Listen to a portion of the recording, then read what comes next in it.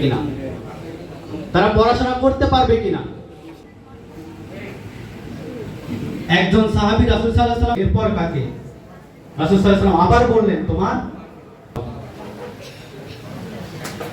ইসলাম বলে যে পিতৃভাষা, কেন বলা হয় মাতৃভাষা?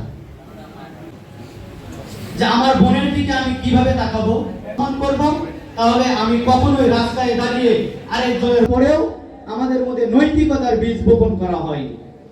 তার সন্তানকে সুশিক্ষায় শিক্ষিত করতে পারে এবং মা আমরা যারা আছি আমরা সর্বোচ্চ কি করতে পারি, কিছু যারা তার সন্তানকে স্টার জলসা দেখিয়ে আমাদের সিরিয়াল দেখিয়ে বড় করবে না, তারা মা চাই যারা আমাদেরকে সাহাবীদের মতো নবী আসার চেষ্টা চালাবে। আমাদের মা বোনেরা টেকনাফ থেকে তেতুলিয়া, রূপসা থেকে পাথুরি, রাস্তায় তাকে কেউ ইফতিজিং করবে না, তার ভর কষ্ট করে জীবন যাপন করতে হতো। আমরা দেখতে পাচ্ছি বিপ্লব নাকি ব্যাহত হয়ে যাচ্ছে। শিক্ষার যে পরিবেশ এখন রয়েছে এই পরিবেশটা নষ্ট হোক, এটা কি